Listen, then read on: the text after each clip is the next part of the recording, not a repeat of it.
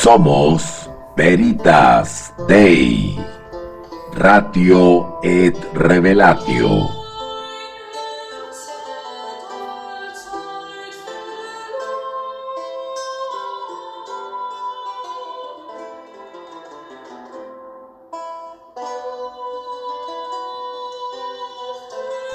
Líderes en educación teológica online.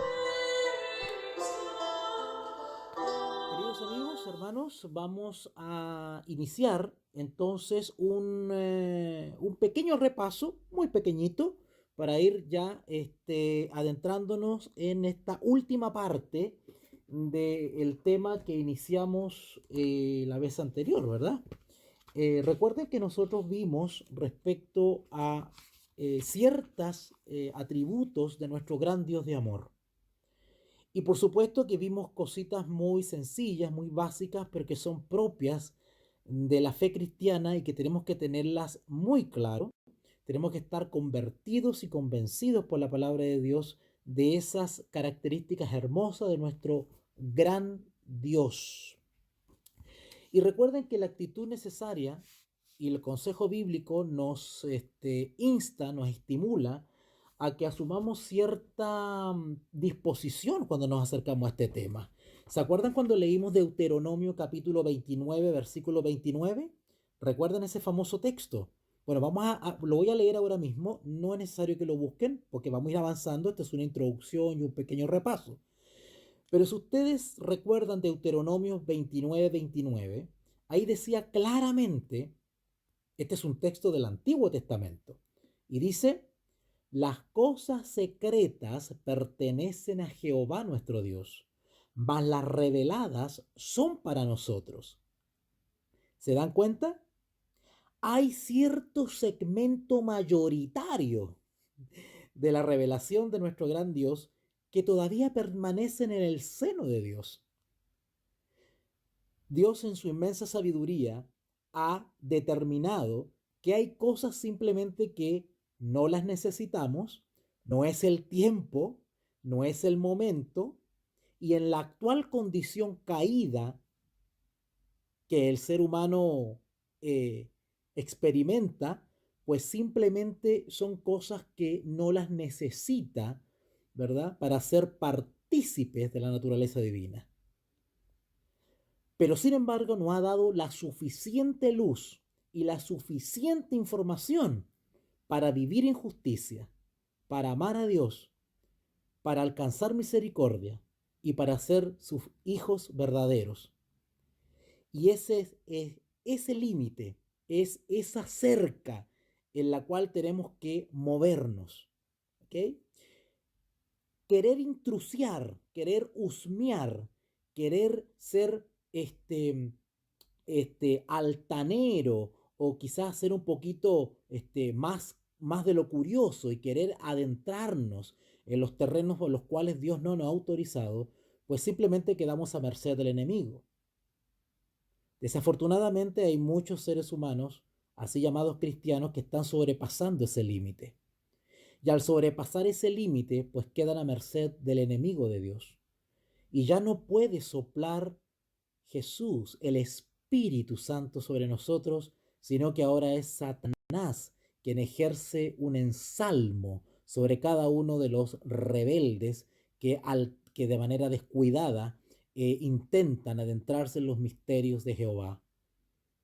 Las cosas secretas pertenecen a Jehová, nuestro Dios, mas las reveladas son para nosotros y para nuestros hijos, para siempre, para que cumplamos todas las palabras de esta ley. No solamente un consejo similar, con promesa, está en la palabra de Dios en lo que llamamos el Antiguo Testamento o Viejo Testamento, ¿verdad? Sino que también en el Nuevo Testamento tenemos una promesa similar, porque es el mismo Espíritu Santo que inspiró a Moisés y que inspiró a Pablo, por ejemplo. El apóstol Pablo, en la primera carta que escribió a los Corintios, en el capítulo 13, Primera de Corintios capítulo 13, versículo 9. Primera de Corintios, capítulo 13, versículo 9. El apóstol Pablo revela algo que está justamente en concordancia, en sintonía, y está bajo el tenor de lo que acabamos de leer en Deuteronomio 29:29. Porque es el mismo espíritu. La palabra de Dios nos enseña que hay solamente un espíritu, el Espíritu Santo, el Espíritu de Cristo, el Espíritu de verdad, el Consolador. Y dice así: porque en parte conocemos y en parte profetizamos.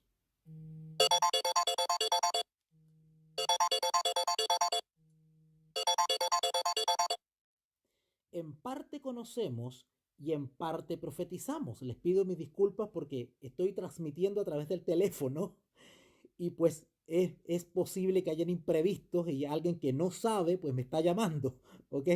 Así que les pido mi disculpa y paciencia. Bueno, retomamos. Primera de Corintios capítulo 13, versículo 9. Porque en parte conocemos y en parte profetizamos.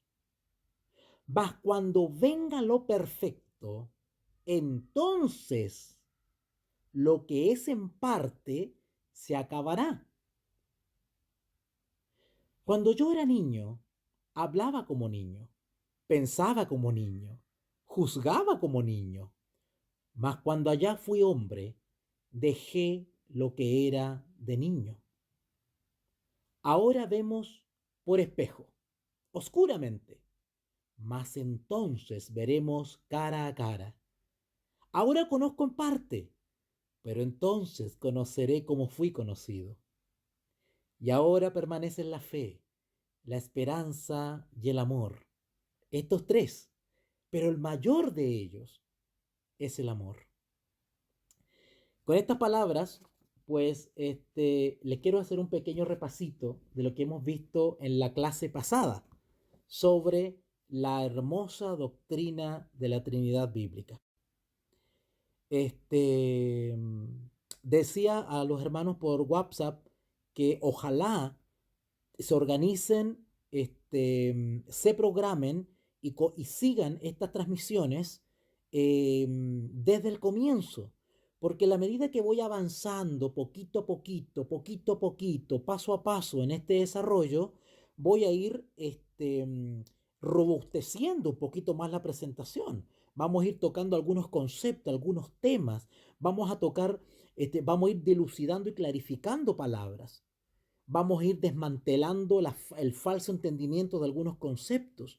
Vamos a ir desmantelando poco a poco las distintas corrientes heréticas que han perturbado la fe de la iglesia cristiana. Vamos a ir explicando las distintas corrientes y posiciones teológicas que desde tiempos inmemorables se han generado debates y controversias teológicas sobre la naturaleza de Dios. Y vamos a ir viendo claridad en medio de toda esta cizaña que se ha sembrado por siglos. Y poco a poco van a ir dilucidando y van a ir clarificándose ustedes para ver las cosas de una manera más nítida. Porque el enemigo ha procurado sembrar cizaña en el mensaje bíblico de la deidad. Y vamos a clarificar conceptos a fin de poder tener una noción totalmente clara, fundamentos firmes y no ser zarandeados ni movidos o perturbados justamente por los falsos maestros, por los hermanos confundidos y por los herejes fanatizados, para que no seamos víctimas de esta tremenda melcocha que en estos momentos se está viviendo en el mundo cristiano. Vamos a desarmar prejuicios, vamos a diluir temores y vamos a cobrar valor y convicción para que nadie nos amedrente. Vamos a estudiar este tema con un así dice Jehová, un escrito está, y le vamos a dar un correcto sentido al texto bíblico. ¿Okay? Recuerden que nosotros vimos que nuestro gran Dios no es algo, sino que es alguien, es una persona. Ya en estudios posteriores voy a entrar a ese tema de la persona, ¿Qué quiere decir eso con una persona? Tres personas. Vamos a hablar de ese concepto de persona, ¿ok? Amén de que en el desarrollo de la presentación o de la transmisión, de repente me hago un paréntesis y explique ciertas cositas. Claro que sí. Si el Espíritu Santo así nos dirige y nos inspira, lo vamos a hacer, ¿ya? Recordamos que este Dios de amor en el cual nosotros creemos no es algo, sino que es alguien. Y parte de las muchas características que Él tiene es que simplemente Él es espíritu.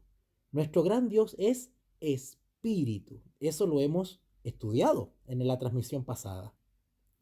Y vimos varios textos para apoyar eso. Evidentemente, por un tema de tiempo y por un tema de atención, ¿verdad? Por un tema de pedagógico, pues no le voy a dar los cientos de textos que pueden probar que Dios es espíritu. Solamente vimos algunos para que nos sirvan de referencia. Quien quiere ahondar más en ese tema, pues simplemente tiene que ir a una concordancia, ¿ya?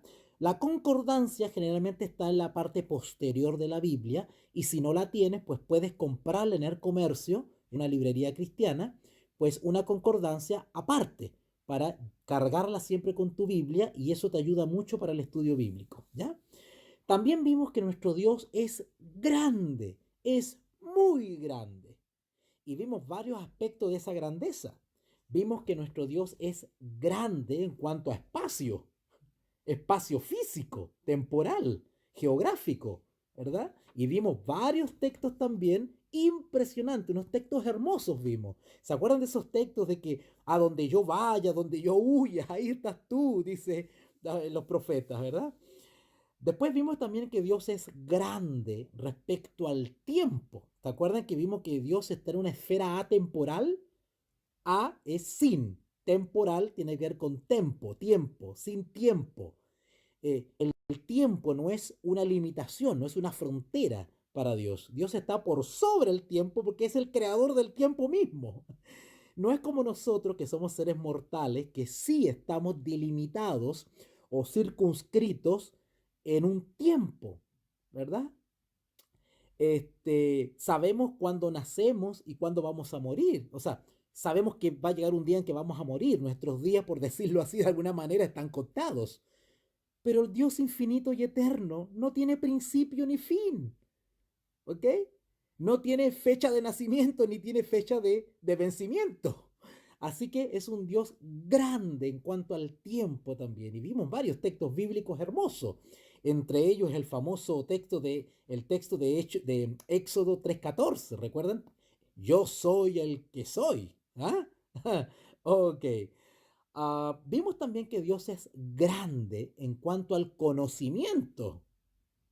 O sea, por más inteligente que ustedes consideran a una persona, queda corto, cortísimo comparada con el gran conocimiento.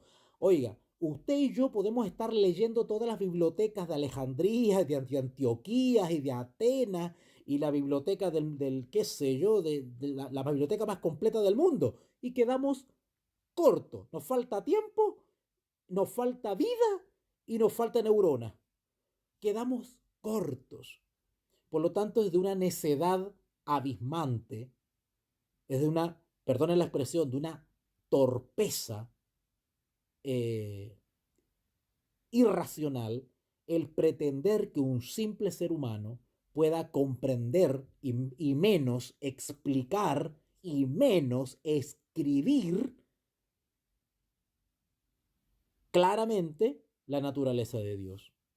Partimos de la base que es humanamente imposible dar respuesta a la naturaleza eterna y divina de Dios. Es imposible. Partimos de esa base.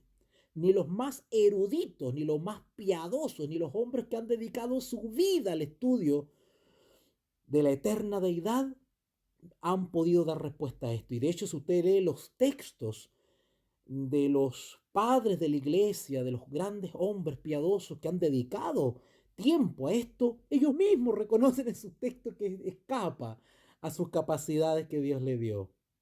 ¿Ok? Y prueba de eso es la inmensa cantidad, ya casi incontable, de falsas doctrinas, herejías, falsas teorías y corrientes que han derivado del intento necio e inútil de querer dar respuesta a la naturaleza de Dios o a la deidad eterna e infinita de Dios. Así que partamos de esa base. Por lo tanto, nuestra actitud al acercarnos a este tema es la que el profeta nos aconsejó en Deuteronomio 29:29 y el consejo también que nos dio el apóstol Pablo. Aboquémonos a las cosas reveladas por Dios. Ya llegará aquel día en que podremos ver las cosas claramente, cara a cara, si Dios así lo permite, ¿verdad? Las cosas secretas son para Jehová, mas las reveladas son para nosotros. Así que el estudio bíblico que vamos a hacer va a ser en ese contexto, basados en las cosas que Dios ha permitido que nosotros sepamos con los límites que Él ha puesto, ¿ya? Ah, cuando ya la razón agota su esfuerzo, entra en acción la fe. ¿Se entendió? No es una frase mía, la leí de alguien por ahí, parece que la leí de algún cristiano piadoso que escribió seguramente algún texto, no recuerdo quién, pero me quedó grabado. Cuando la razón llega al límite de su esfuerzo, tiene que darle paso reverentemente a la fe. Qué hermoso, ¿verdad? Esa es la actitud del cristiano.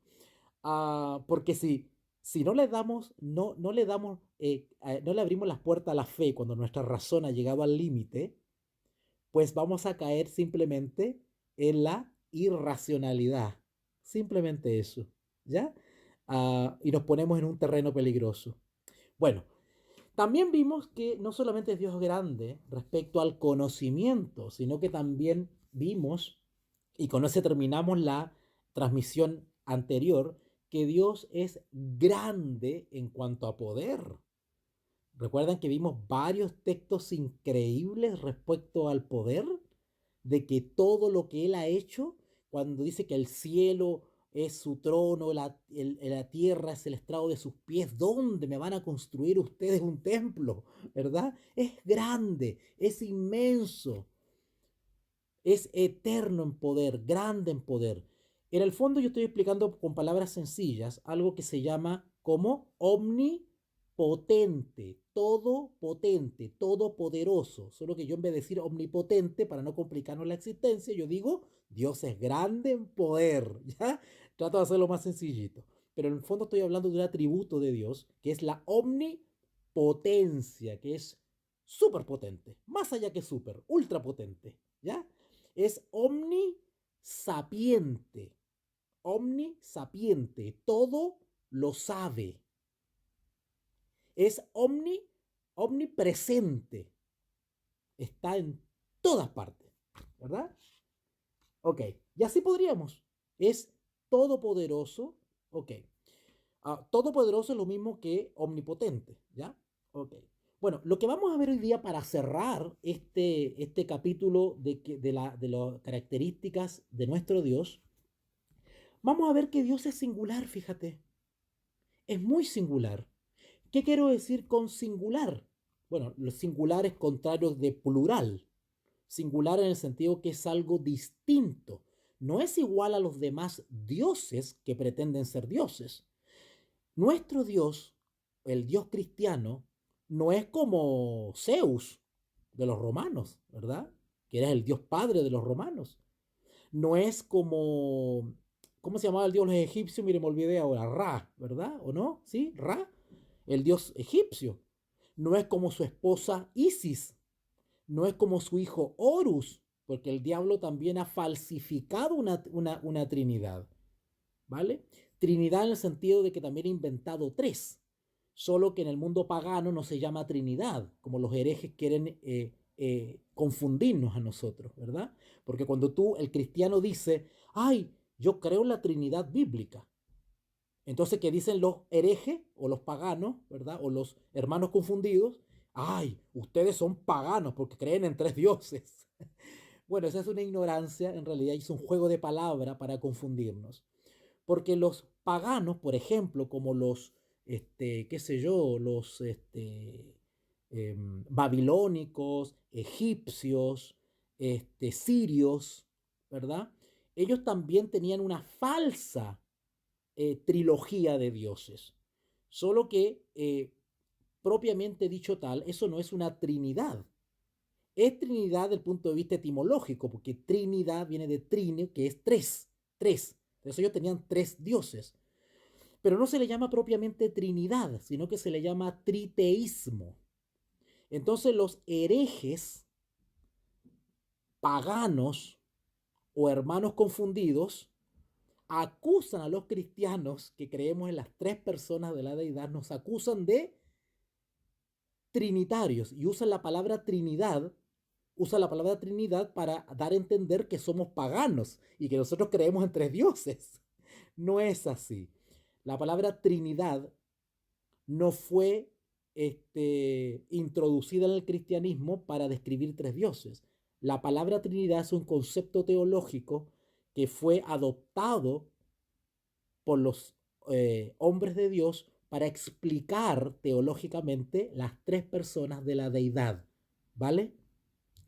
Pero los herejes, hermanos confundidos o hermanos perturbados espirituales, usan la palabra Trinidad en el sentido, en un mal sentido, atribuyéndole que quienes creemos en las tres personas de la deidad somos paganos porque creemos en tres dioses. No.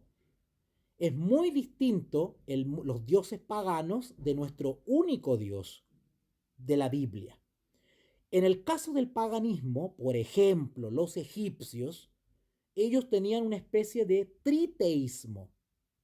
Tres, ¿verdad? Pero teísmo, Dios. Ellos creían en tres dioses. No es lo mismo de lo que creemos nosotros los cristianos. Nosotros los cristianos no creemos en tres dioses, creemos en un Dios.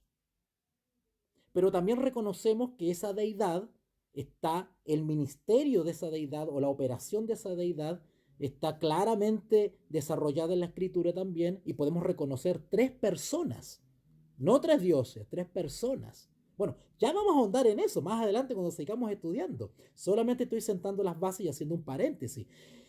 Y para terminar, quiero contarles una pequeña anécdota que me pasó hoy día, antes de continuar el estudio. Perdone que me salga un poquito, pero yo sé que les va a servir esto a ustedes. Hoy día en la mañana me pasó una anécdota, porque desde que estoy hablando esto por YouTube, pues han rasgado vestiduras un montón de personas y me han llamado un poquito molestas, que cómo yo hablo de estas cosas y qué sé yo. Bueno, esto es un tema muy delicado que trae zarandeo porque indigna al fanatismo hereje. El fanatismo hereje que cree, ellos psicológicamente creen que todavía son cristianos, cuando lo que han hecho es alejarse o apostatar de un pilar fundamental del cristianismo que es la Trinidad bíblica o la deidad. Y una persona me enviaba hoy día por el WhatsApp una foto donde salía una lista como de 13 culturas paganas y cada cultura salían sus tres dioses. Entonces una de esas, por ejemplo, estaban los egipcios. Entonces salía, qué sé yo, Ra, Isis, ¿verdad? La madre, y el hijo, Horus. Entonces me estaba dando a entender a mí que yo estaba enseñando a tres dioses. Bueno, déjeme decirle que eso es un engaño muy infantil, muy básico, que los herejes usan para confundir a los hermanos. No tiene nada que ver el triteísmo de los egipcios con nuestra Trinidad bíblica, no tiene nada que ver, nada que ver. Para empezar, los dioses paganos todos tenían forma. Tenían forma de gato, forma de perro, forma de no sé qué, de águila. Tenían alas, ¿verdad? Tenían cuerpo, tenían senos, tenían, qué sé yo, plumas. Cada integrante del triteísmo, de los dioses falsos, de las falsas trinidad paganas, cada uno de ellos tenía forma. Ellos eran representados en figuras, en estatuas, ¿verdad?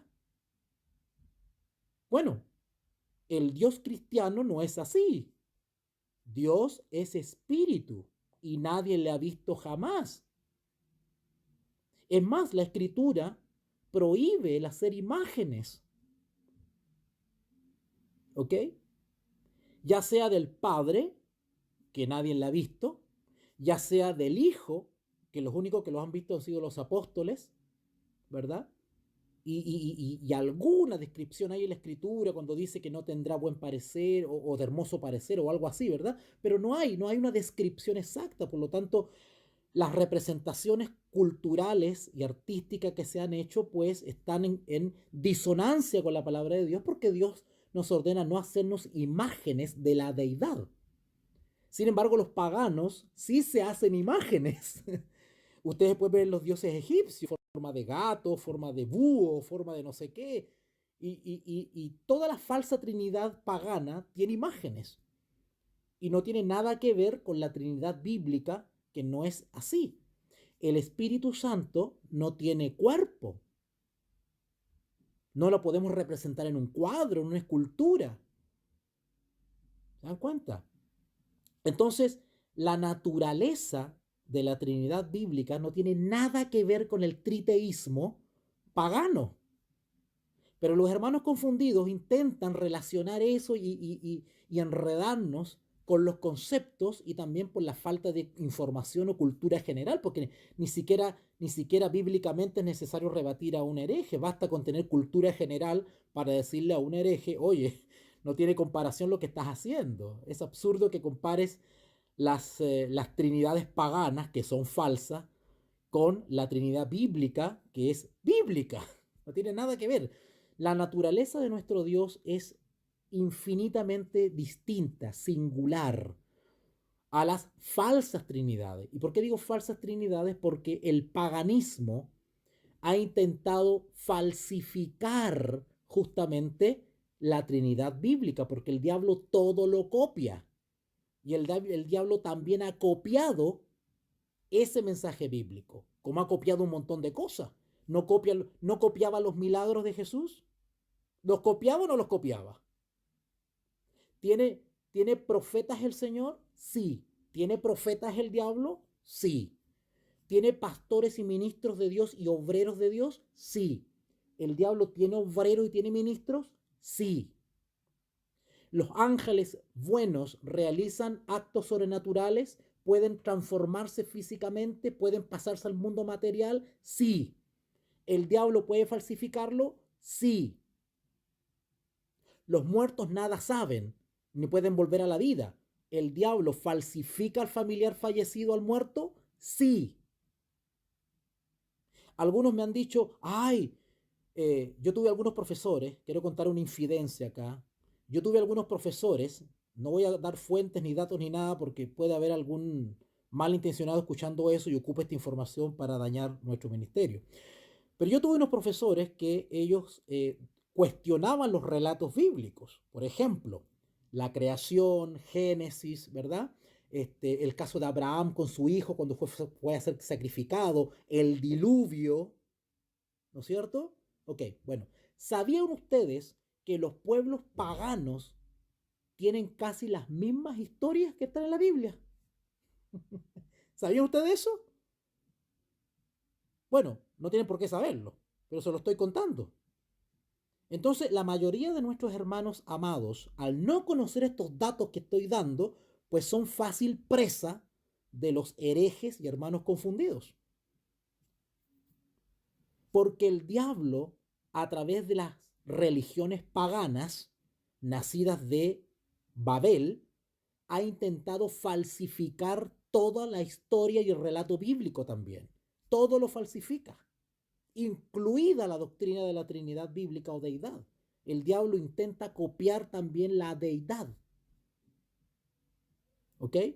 Por eso que en las culturas, en las religiones paganas también tenemos y no solamente tres dioses, tenemos una infinidad de dioses, porque en el fondo el triteísmo, ¿verdad? Que postulan algunas religiones paganas, como una falsa trinidad, copia de la bíblica, una mala copia de la bíblica. No solamente eso, y es otra característica, porque nuestro Dios cristiano es uno, pero el paganismo es politeísta, tiene muchos dioses. Nosotros no tenemos muchos dioses, tenemos uno. Uno. No tiene nada que ver con el politeísmo. Sin embargo, al no reflexionar y ahondar culturalmente sobre estas cosas, pues se aprovechan de eso y nos intentan enredar. Ay, no, como tú crees en la Trinidad, tú eres pagano, crees en tres dioses. No, eso es una ignorancia. Y es una ignorancia de parte del hereje y es una maldad que está haciendo porque en realidad está contribuyendo en vez de mostrar a Dios como corresponde por la escritura, lo que intenta es confundir y perturbar la fe de la iglesia. Bueno, pero ya vamos a desarrollar esto con calma y con más detalle porque todo esto tiene una evolución. Durante la historia hubieron concilios, hubieron debates, hubieron cosas muy interesantes que tenemos que saberlas. Así que pues dejamos eso por ahí hasta por el momento. Ya en las próximas transmisiones iremos ahondando en eso. Bueno, les decía entonces que nuestro Dios es un Dios singular, ¿no es cierto? No es igual a otros dioses, a los dioses paganos que han falsificado la Trinidad bíblica. No, es un Dios distinto, singular, eh, personal. ¿Okay? Así que hasta ahora lo que hemos estudiado nos dice que Dios es Dios en sí mismo.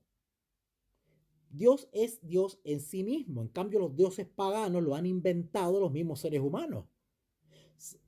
¿Sabían ustedes que los romanos tendían a endiosar, por decirlo así, o deificar, esa es la palabra correcta, deificar a los emperadores? A los generales que eran muy destacados le rendían culto y pleitesía como si fuesen dioses. Le hacían arcos del triunfo, le dedicaban un lugar especial en el Panteón. Quienes hemos tenido la oportunidad de estar en Roma y visitar el famoso Panteón, se pueden dar cuenta ustedes de las estatuas que hay ahí. Todas esas estatuas son representaciones físicas de dioses o de deidades inventadas por el mismo ser humano. Sin embargo, nuestro Dios de amor no es un Dios inventado por ningún ser humano, porque Dios es el que era y el que ha de venir. No tiene principio ni fin. Al contrario, los seres finitos y limitados y seres creados somos nosotros. Él nos creó a nosotros, no nosotros a Él. Así que ahí vemos otra diferencia con los dioses paganos. Entonces, cuidado con que nos estén relacionando con los dioses paganos. No tenemos nada que ver con los dioses paganos. Entonces tenemos un Dios maravilloso y un Dios que es singular. Sin embargo, no es suficiente decir que Él es un espíritu personal. Dios es espíritu, pero no basta con decir que Dios es un espíritu personal. Él está en todas partes, ¿ok? Él está en todas partes. Es eterno, omnisciente, omnipotente. ¿Cómo es esto de Dios? ¿O qué clase de Dios es este? Bueno, vamos a ver una característica de la singularidad de Dios. Algo que lo distingue por sobre todos los dioses de la tierra inventados por los seres humanos. Dios es santo. Qué hermoso. Dios es santo. A propósito, y perdone que haga estos paréntesis, pero yo sé que a ustedes les va a servir todo esto. Hace poco fui a una librería y me encontré con un libro que habla sobre las deidades hindúes. ¿Saben cuántos dioses tienen los hindúes, oiga? Ni me acuerdo, pero eran miles de dioses. Y cuando abro el libro me empiezo a ver las figuras de los dioses. Hermanos, figuras con cabeza de elefante, con 6 brazos, el dios del sexo, el dios del erotismo, el dios de puras cochinadas, hermanos. Sin embargo, nuestro Dios es un Dios santo, santo, distinto, singular al resto de los dioses. Los hermanos confundidos que intentan relacionar a nuestro Dios eterno, a nuestra deidad, con los dioses paganos, no saben lo que están diciendo. Si ustedes buscan, por ejemplo, en el libro de Primera de Juan, capítulo 1, vamos para allá. Vamos a adentrarnos en la escritura ahora. Primera de Juan, capítulo 1. Primera de Juan, capítulo 1.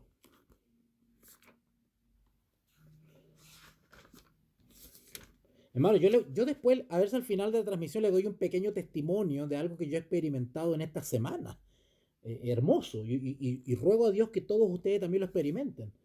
Am, en Primera de Juan, capítulo 1, versículo 5, dice así: Este es el mensaje que hemos oído de él y os anunciamos, hablando Juan, Dios es luz y no hay ninguna tinieblas en él. ¡Wow! Podemos estar tranquilos de acercarnos al trono de Dios, porque en él no vamos a ser confundidos, en él no vamos a encontrar perplejidad, en él no vamos a ser zarandeados, en él tenemos plena seguridad de que vamos a estar en luz y no en tinieblas. La tiniebla es eh, relacionada también con la confusión en no tener ideas claras. ¿Ok? Ok. Si ustedes van, por ejemplo, a Isaías capítulo 6, vamos a Isaías capítulo 6, porque el carácter de Dios es perfecto. No es como los dioses paganos, que son imperfectos. ¿Sabían ustedes que los dioses paganos, si ustedes leen un poquito de mitología, ustedes se van a dar cuenta que los dioses paganos, sobre todo los griegos, eran bastante defectuosos? Si ustedes estudian la historia de los dioses, todas las controversias entre los dioses. Oye, los dioses estos se peleaban, se mataban entre ellos, el hermano mataba al otro, luego el que murió resucitaba y ascendía al cielo y se hacía Dios, el otro se metía con la madre y hacían incesto. Todo eso sucedía con los dioses. Léanlo, algún libro sobre mitología griega, por ejemplo, quienes hemos estudiado el pensamiento griego, podemos decir con conocimiento de causa que los dioses griegos son degradantes, no tienen nada que ver con nuestro Dios santo, que es luz y que es perfecto en carácter. Vamos a Isaías capítulo 6. Isaías capítulo 6, vamos para allá. Isaías capítulo 6, versículo 3, dice así. Ay, Eclesiastés, mire. Parece que tengo los lentes sucios otra vez. Isaías capítulo 6, versículo 3. Isaías 6, 3. Dice así: Y el uno al otro daba voces, diciendo: Santo, Santo, Jehová de los ejércitos, toda la tierra está llena de su gloria. ¿Notaron? Solamente nosotros los cristianos podemos decir de nuestro Dios con orgullo, por decirlo de alguna manera, ¿verdad? Gloriarnos, ¿verdad? En Dios y decir, nuestro Dios es santo, santo, santo. Busque por favor Apocalipsis capítulo 4. Ya me entusiasmé. Apocalipsis capítulo 4.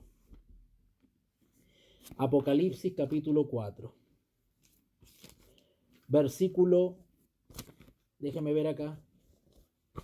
Versículo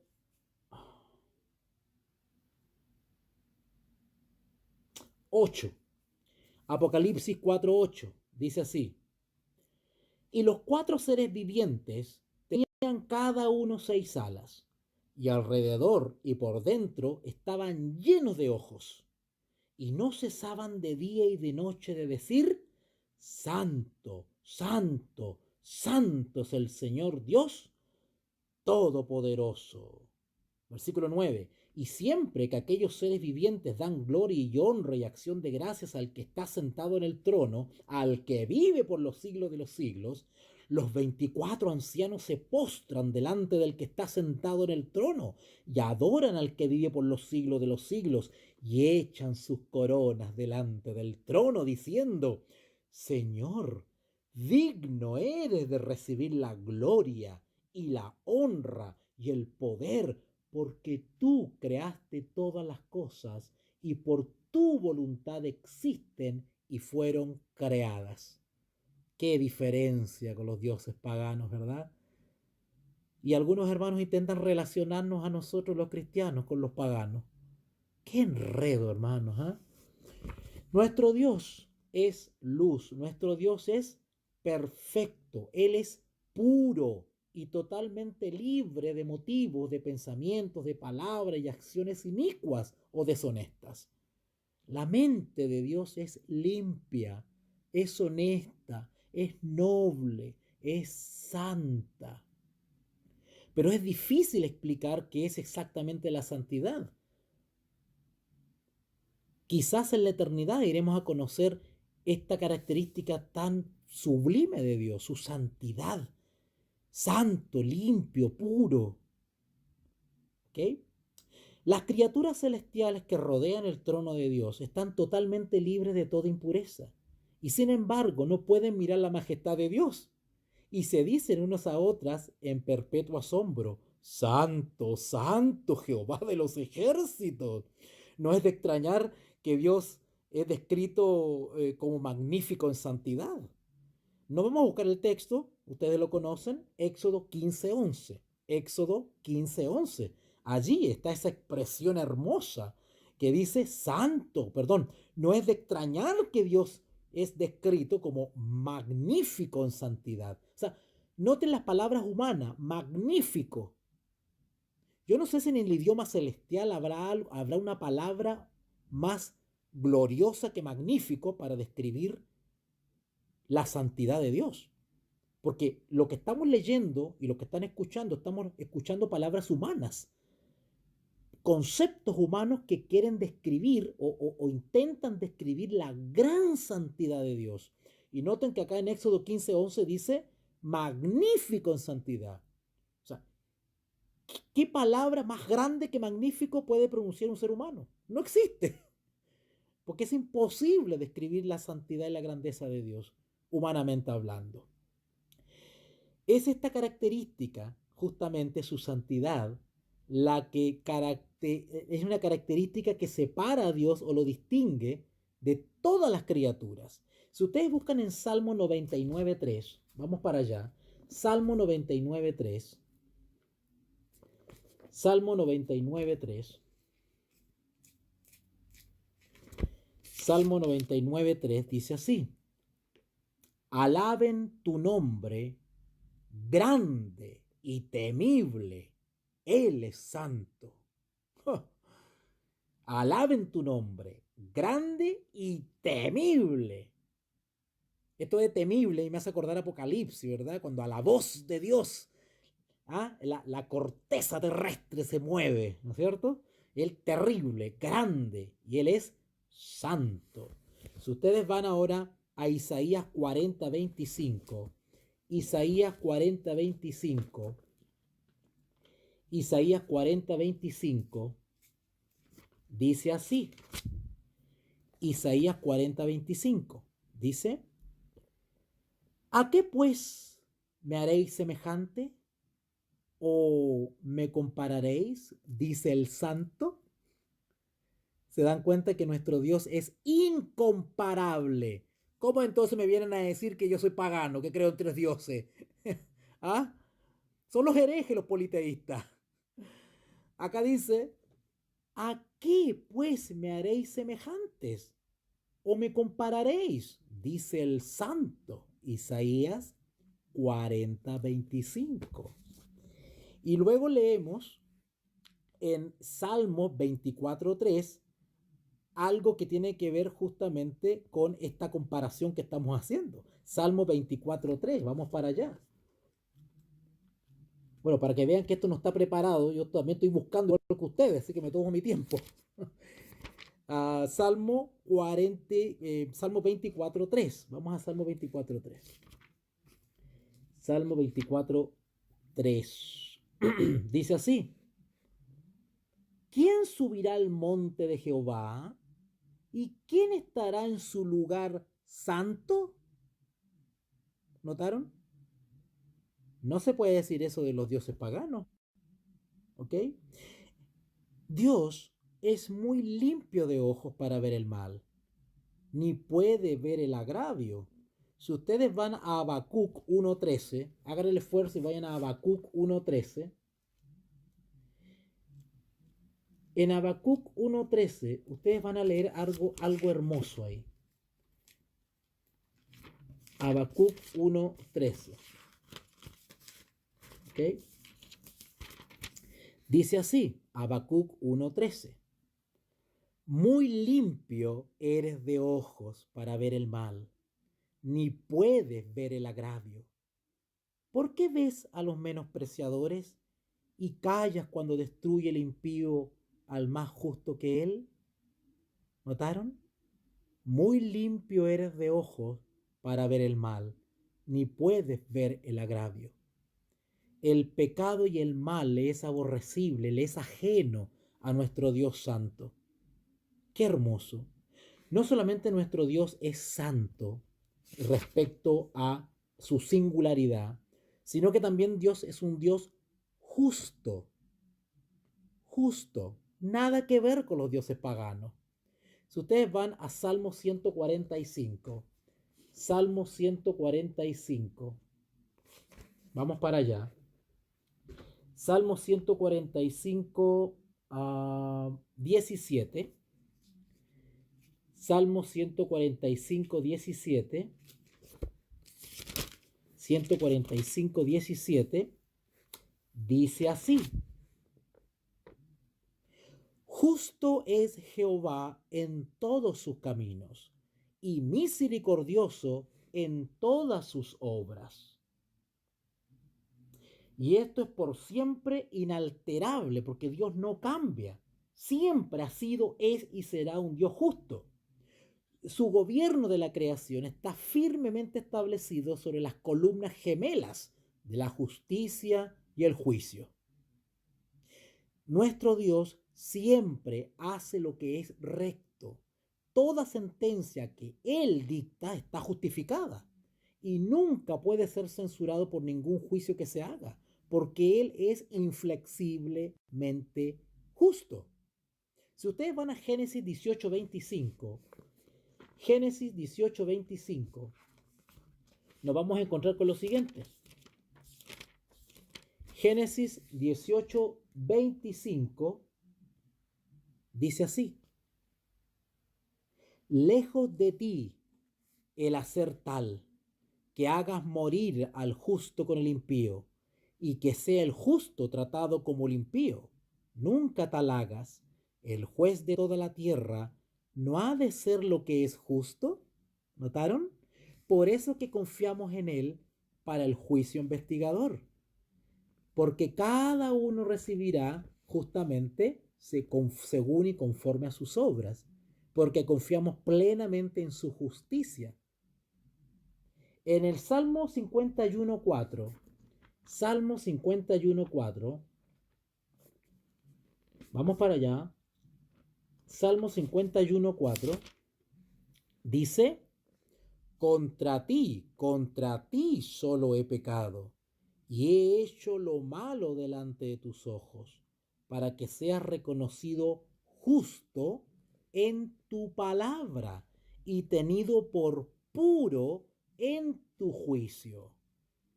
Qué hermosos estos versículos que hablan de lo justo que es Jehová.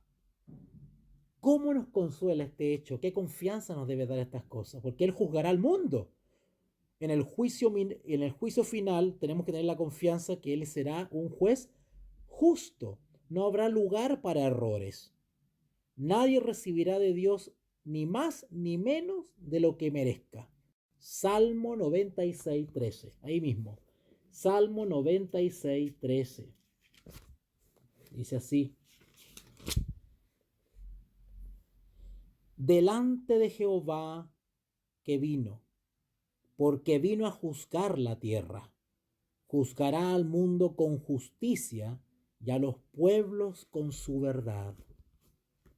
Qué lindo, qué hermoso, qué confianza. No solamente nuestro Dios es un Dios santo, es un Dios justo, sino que también es un Dios amante.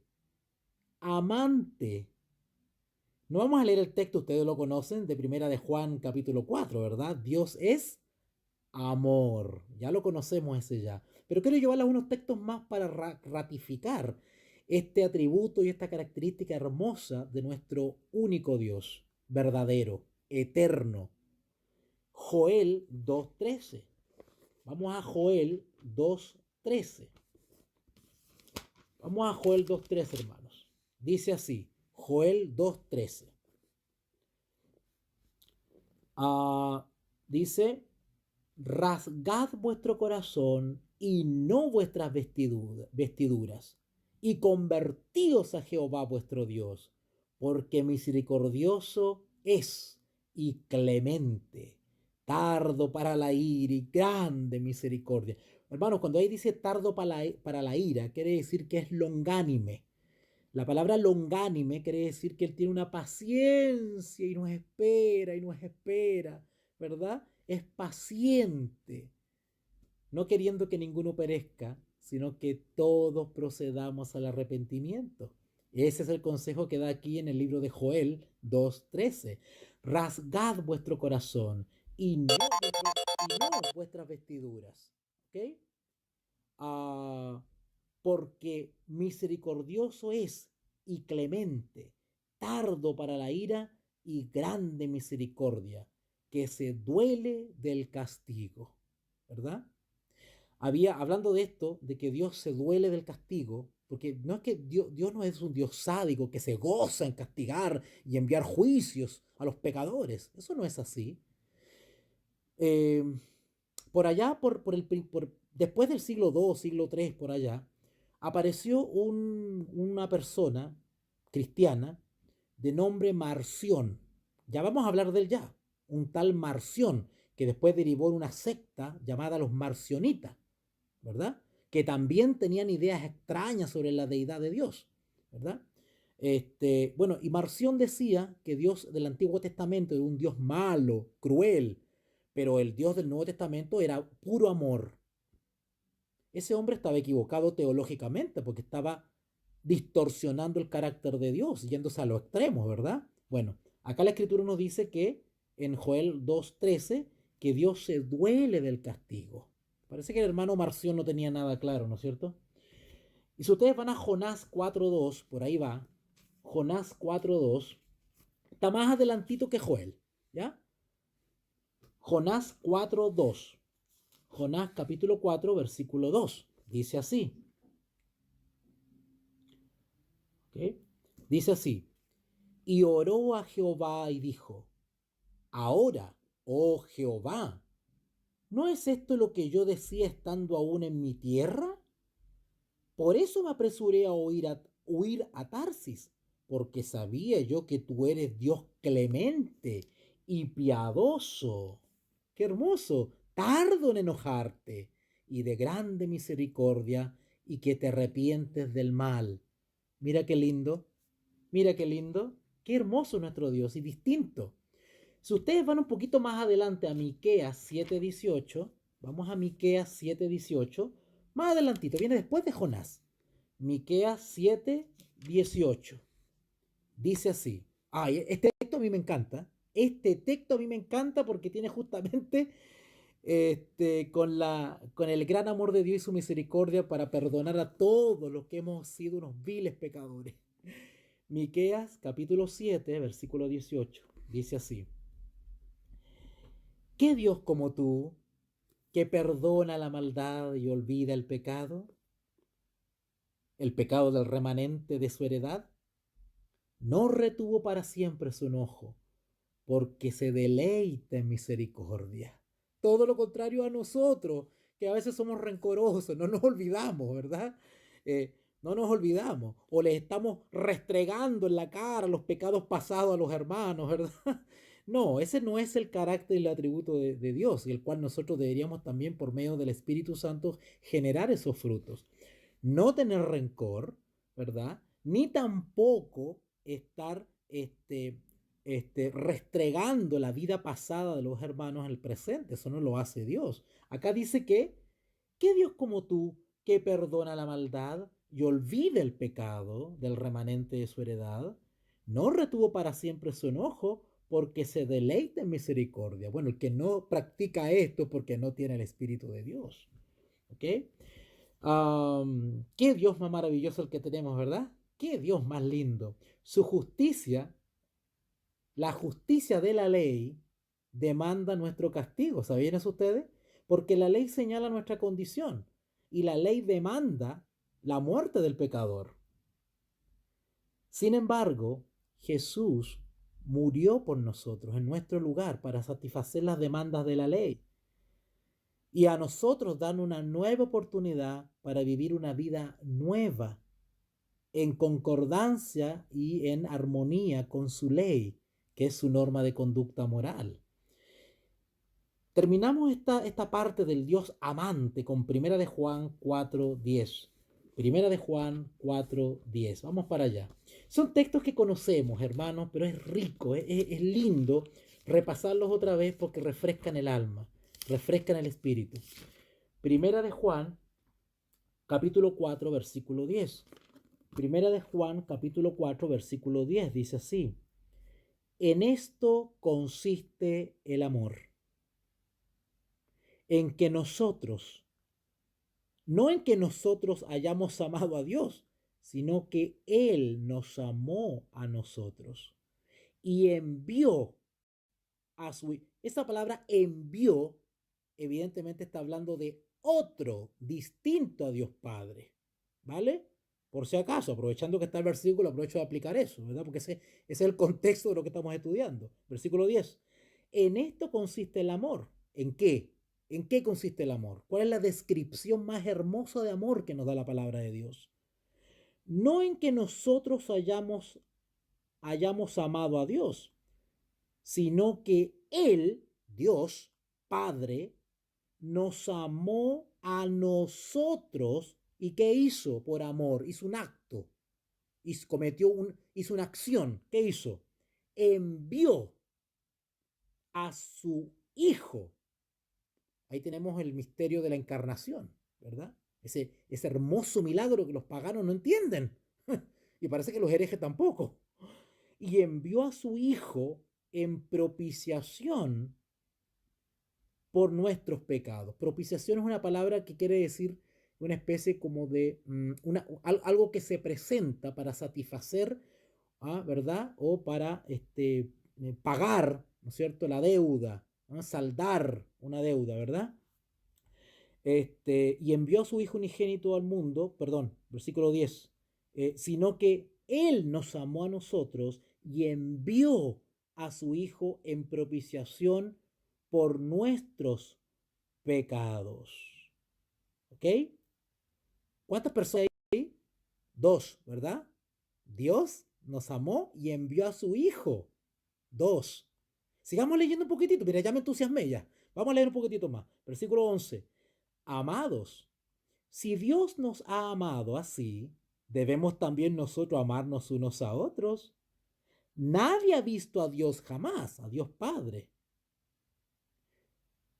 Si nos amamos unos a otros, Dios permanece con nosotros y su amor se ha perfeccionado en nosotros.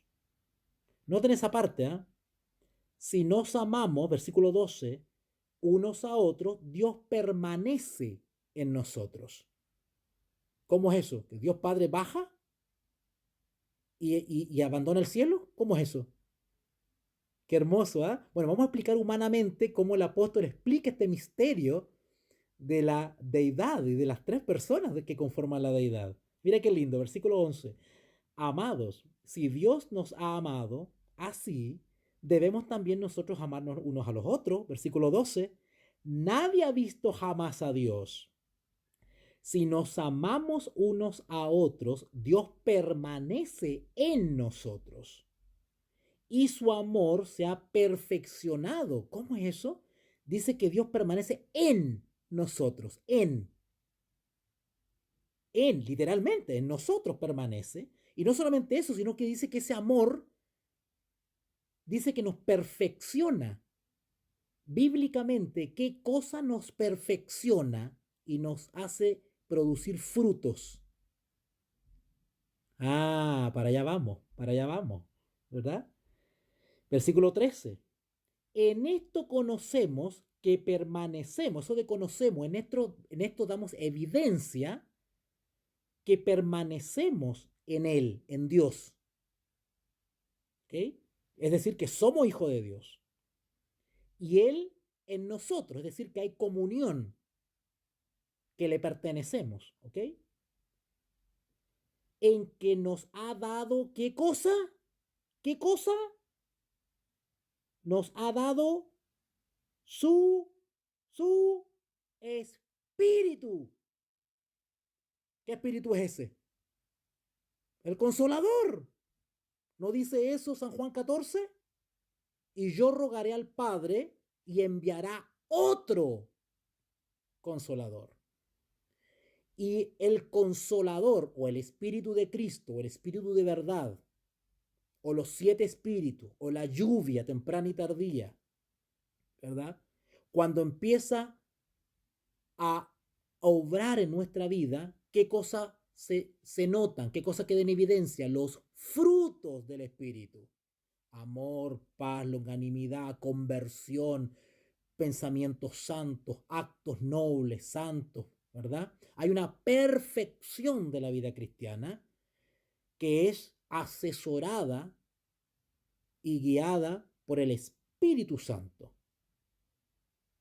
enviado por el Padre, a petición del Hijo, porque nosotros rogamos al Padre en el nombre de Cristo. Cristo intercede ante el Padre y el Padre envía su Espíritu. ¿No se le llama también el Espíritu de Dios? En la Biblia tiene distintos nombres el Espíritu y uno de ellos es el Espíritu de Dios. Y lo que quiero hacer es recalcar a nuestro gran Dios de amor, ¿verdad? Donde Él es un Dios amante. Y por último, que ya se me fue el tiempo, quiero hablar sobre que las últimas 2 características de Dios, que son atributos de su carácter hermoso, de nuestro gran Dios. Y es que no solamente Él es santo, justo, amante, sino que también es un Dios bueno. Por naturaleza, los hombres y las mujeres prefieren no tener a Dios en sus pensamientos y escoger viviendo como ellos quieren, ¿verdad? El ser humano por naturaleza se opone a la idea de que su vida esté gobernada por Dios y escogen sus propios caminos, incluso escogen sus propios dioses. Sin embargo, Dios es activamente bueno para con tales personas. Dios hace salir el sol para buenos y malos, hace llover para buenos y malos. Les da las mismas oportunidades de salvación para todos los seres humanos. Él no hace discriminación, ya que está tan de moda esa palabra, no hace discriminación. Sin embargo, va a llegar el día en que cada uno va a ser evaluado a ver si aprovechó esas ventajas. ¿Okay? La maduración de la cosecha, el sustento de los animales, la siembra, la salud que tenemos todos los días. Tenemos que agradecerla constantemente porque esa deriva de un amor, de un Dios de amor, de un Dios bueno. Leemos un par de textos solamente para ir avanzando, ¿les parece? Vamos a Salmo 85:12. Salmo 85:12. Miren qué lindo. Salmo 85:12. Yo no entiendo cómo nos relacionan con dioses paganos si tenemos un Dios tan bello. Vamos a Salmo. Bueno, una de las estrategias del diablo es la calumnia, el descrédito, el distorsionar las cosas. Salmo 85:12. Salmo 85:12. Dice así: Jehová dará también el bien, y nuestra tierra dará su fruto. ¿Ok? En Salmo 104, vamos más adelantito. Salmo 104, vayan ahí. Salmo 104, versículo del 24 al 31. Vamos a leerlo, del 24 al 31. Dice así: Cuán innumerables son tus obras, oh Jehová. Hiciste todas ellas con sabiduría. La tierra está llena de tus beneficios. He allí el grande y el es anchuroso mar, en donde se mueven seres innumerables, seres pequeños y grandes. Allí andan las naves, allí está el leviatán que hiciste para que jugase en él. Todos ellos esperan en ti para que les des su comida a su tiempo. Mire qué lindo, Dios es bueno hasta con la criatura más pequeñita de su creación, desde el pececito hasta el leviatán, dice. ¿Ok? Vamos a leer entonces ahora Santiago. Vamos a Santiago capítulo 1. Santiago capítulo 1. Vamos al libro de Santiago capítulo 1, versículo 17. Santiago capítulo 1, versículo 17. Dice así. Toda buena dávida, y dávida es un regalo, ¿verdad? Un obsequio. Toda buena dávida y todo don perfecto desciende de lo alto, del Padre de las luces, en el cual no hay mudanza ni sombra de variación. ¡Wow! Y por último, y lo más hermoso de todo para mi parecer, es que Dios es sabio. Es sabio, no tiene nada que ver ni con el más erudito de acá de la tierra, ni con el más sabiondo que dice que descubrió la última guinda de la torta en cuanto a la deidad. Ese queda corto. Él es sabio. Sea bendito el nombre de Dios de siglos en siglos. Porque suyo es el poder y la sabiduría, dice Daniel, capítulo 2, versículo 20. Cuando vemos la belleza y la armonía de su creación y la complejidad del diseño de la más diminuta criatura, nos vemos obligados a exclamar como el salmista: cuán innumerables son tus obras, oh Jehová, hiciste todas ellas con sabiduría. Las capacidades que los hombres ejercen y desarrollan, la misma existencia del conocimiento en nuestra raza, la manera en que todo lo que ocurre y que hace que se lleve a cabo los propósitos de Dios, nada escapa a su sabiduría. Nada. Si ustedes buscan en Isaías capítulo 28, y con esto vamos terminando, Isaías capítulo 28, vamos para allá. Gócense la palabra, hermanos. Lean cada texto y repásenlo. Esto refresca el alma. Isaías capítulo 28, versículo 23. 23 en adelante. Dice así. Estad atentos y oíd mi voz. Atended y oíd mi dicho. El que ara para sembrar, arará todo el día. ¿Romperá y quebrará los terrones de la tierra? Cuando ha igualado su superficie, ¿no derrama el eneldo o siembra el comino, o pone el trigo en hileras y la cebada en el lugar señalado y la avena en su borde apropiado? Porque si Dios le destruye y le enseña lo recto, que el eneldo no se trilla con trillo, ni sobre el comino se pasa rueda de carreta. Lo que está describiendo, hermano, es simplemente que Dios es tan sabio que Él sabe cómo se hacen las cosas. No solamente creó las cosas con sabiduría, sino que Él sabe cómo tratar cada cosa creada. Y eso es lo que está explicando acá. Versículo 26, Isaías 28, 26. Porque su Dios le instruye y le enseña lo recto, ¿verdad? Que el eneldo no se trilla con trillo, ni sobre el comino se pasa rueda de carreta, sino que con un palo se sacude el eneldo y el comino con una vara.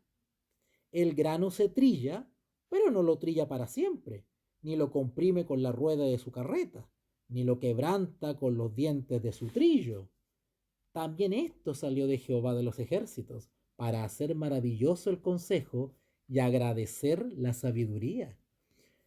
Por eso que el apóstol Santiago, allá en el capítulo 1, decía: el que tiene falta de sabiduría, pídala a Dios. Y Dios la da, pero pídala con fe y pídala con la debida actitud, ¿ok? De reverencia y considerando a Él como sabio, no yo, Él es el sabio. Y terminamos este estudio de hoy con el libro de Romanos capítulo 11.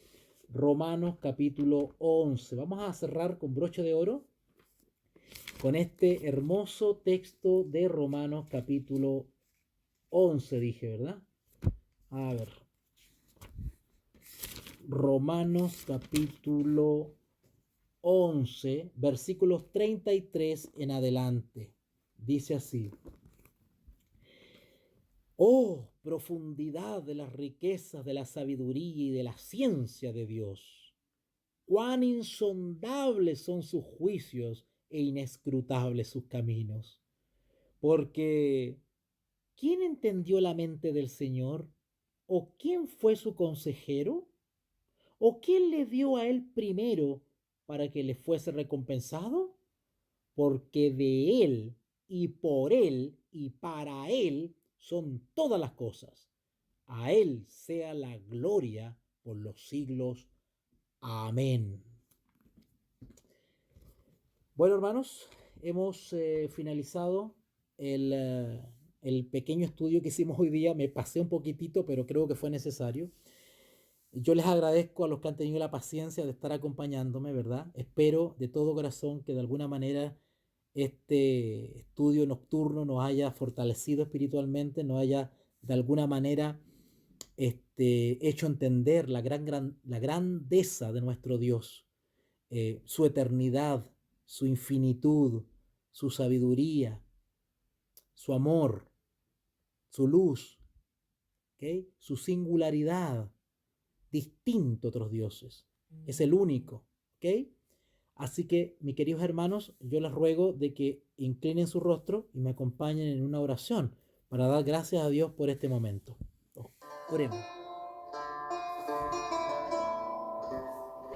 Somos Veritas Dei, Ratio et Revelatio.